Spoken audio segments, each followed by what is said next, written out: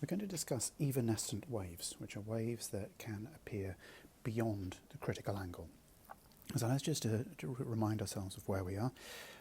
We have an interface between two materials with the refractive indices of n and n prime. In this case, n is greater than n prime. For instance, we might be going from glass into air. And what we're saying is that there is a certain point at which the sine of the of the outgoing wave, sine of alpha prime, is equal to 1, i.e.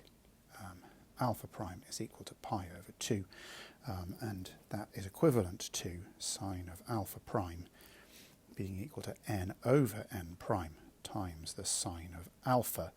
And because n is greater than n prime, we multiply sine alpha, which is less than 1, by something which is greater than 1, and we can get a 1. And at this point, alpha is equal to alpha c, also known as the critical angle. And at the critical angle, we find that the reflection coefficients go to 1. Beyond the critical angle, we find that we have what's called total internal reflection. In other words, all of the waves are reflected. So, excuse me, let's just push through that and think about what's happening. Can we allow sine alpha prime to be bigger than 1? And this is what gives us evanescent waves.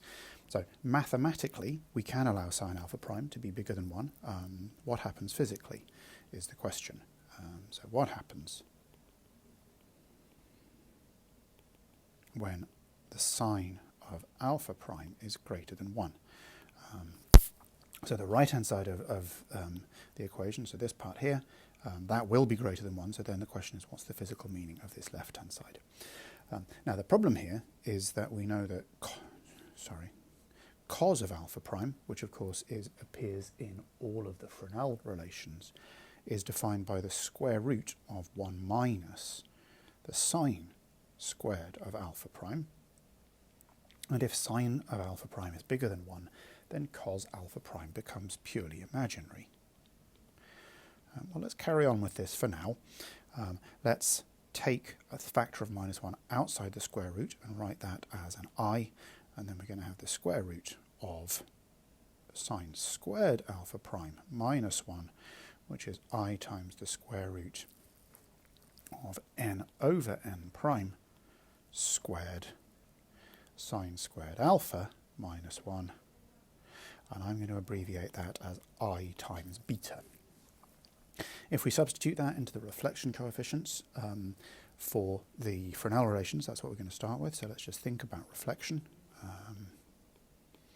Then we find the following. We find that R parallel is given by n prime cos alpha. We're happy with cos alpha, that's still real and good. Minus n times I beta divided by n prime cos alpha plus n times I beta. And R perpendicular is given by n cos alpha minus n prime times I beta divided by n cos alpha plus n prime times I beta. Now you'll notice that in both of these fractions we have the complex conjugate of a number divided by the number itself. We could write R is equal to Z star over Z. You could of course have it the other way around. I've just chosen that, which is another way of writing rho e to the I minus I phi. Let me just rewrite that. E to the minus I phi divided by rho e to the I phi. Conventionally we take the positive sign to be the real number. The complex number doesn't really matter. That gives us e to the minus I 2 phi, where phi is just the inverse tan of, let's say, in this case it's going to be beta over A, where Z is equal to A plus I beta. Well, what does that tell us? That tells us that R has a magnitude of 1, whether it's parallel or perpendicular to the plane of incidence, but it also has a non-zero phase. And what that means is that the reflected wave is out of phase with the incoming wave.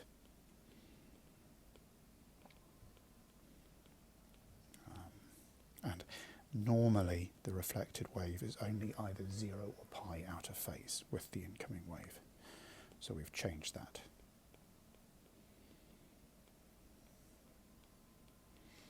Well, so that's reasonable. We're getting perfect reflection from the interface, going to allow sine alpha prime being greater than 1, having an imaginary cos alpha prime hasn't damaged anything. So let's carry on and think about what happens to the transmitted wave. Let's say transmission then.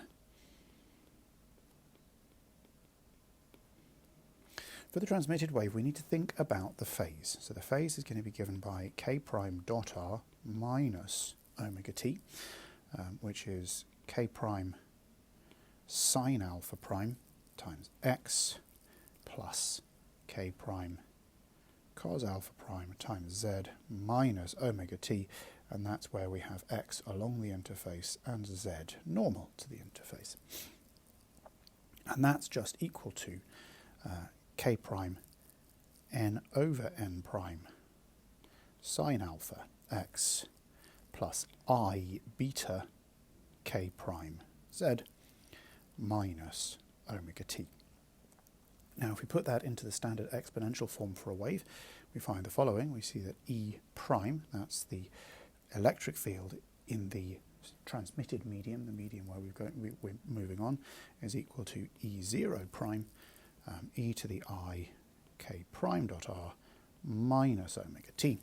And when we substitute that in, we find that we have E0 prime e to the minus k prime z beta e to the I k prime sine alpha prime x minus omega t. This is a travelling wave, but the key point is it's a travelling wave in the x direction. In other words, it propagates entirely along the interface, and it is exponentially damped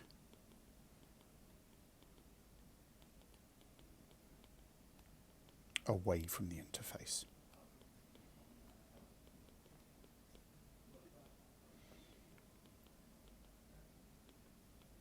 And this is what's known as an evanescent wave.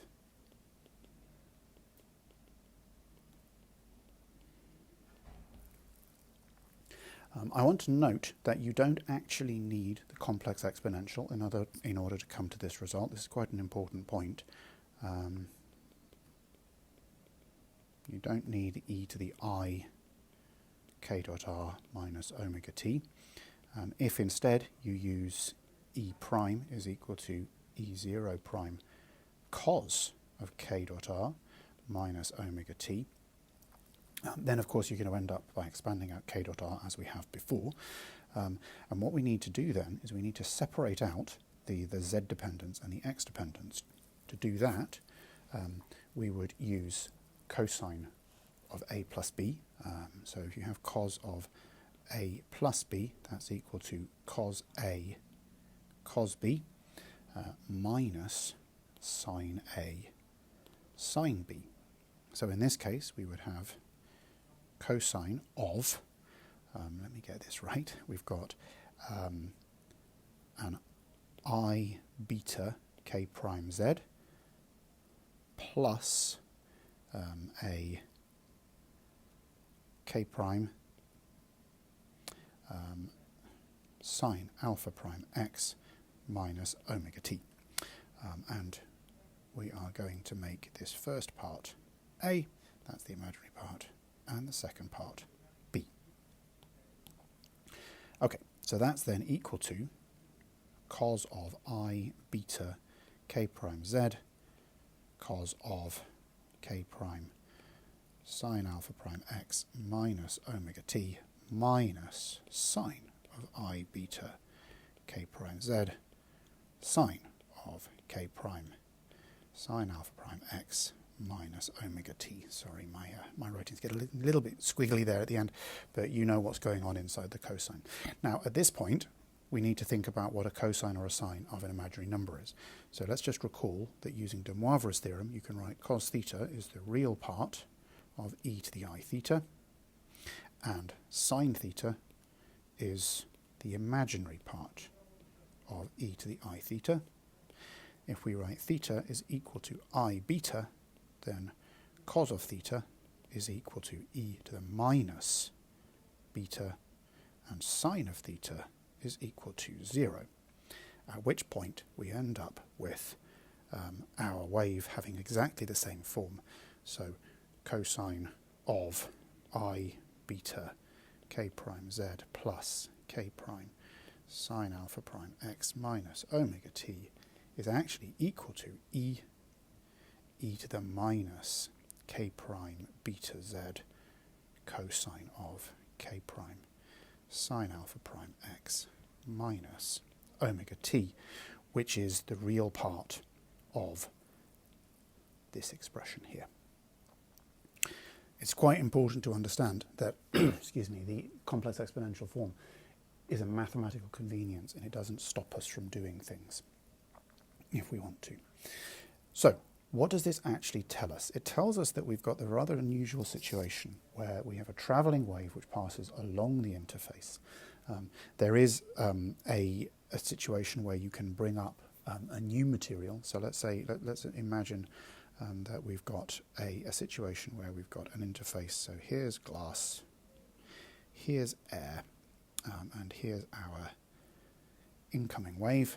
We're going to say that it's at an angle alpha greater than alpha c. So our transmitted wave is going completely perpendicular to the interface. Glass and air and light is a terrible example because the distances involved are very, very small, but I'm going to carry on anyway.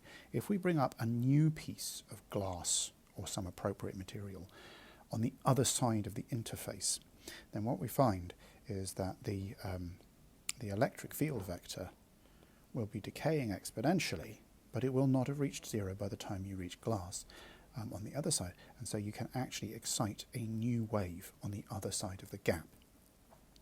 This is known as frustrated total internal reflection. And what we've done actually is we've changed the boundary conditions. It's the kind of thing that you can do relatively easily with microwaves and air. It has featured as undergraduate experiments in the past in some institutions. It's just important to realise that. And this becomes a perfect analogy to quantum mechanical tunnelling. You can map that directly onto quantum mechanical tunnelling, and of course remember that in quantum mechanics you can relate the momentum of a wave to its wave vector. And I just want to show you some plots that I've made of what's going on in this situation. So first of all, we have glass to air. The incident angle is 30 degrees, and for glass I should point out that alpha c is equal to 41. Oh, it's not writing. Why is that not writing? 41.81 degrees, roughly speaking. So we're starting here with a situation where the incident angle is 30 degrees. The transmitted angle, as you can see, is approximately 45 degrees. So here's the incident wave, here's the transmitted wave, and I've plotted the waves here. For some reason, I've used a scale which goes from blue to red, so this is the maximum, this is the minimum. If we increase the angle to 41.8, so that's just before the critical angle, you can see that the transmitted wave is refracted at an angle which is almost but not quite 90 degrees. It's actually just about 89 degrees there. So we have a travelling wave in the medium, but it's travelling almost perpendicular. And notice that here the magnitude of the wave is still perfectly even, it's not decayed, it's not damped. If we increase the angle by 0.1 degree to 41.9, then we get this state.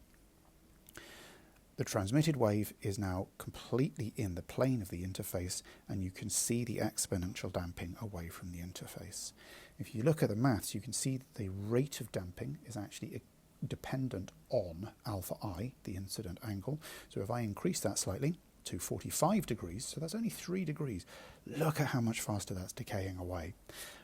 So still, we're past the critical angle, everything is still perfectly parallel to the interface, and if I increase it to 80 degrees, then the exponential damping is so high that we've almost got nothing on the other side of the interface. So that's an introduction to evanescent waves. how they happen, how you can understand the physics behind it, how you can do the maths for the exponential decay.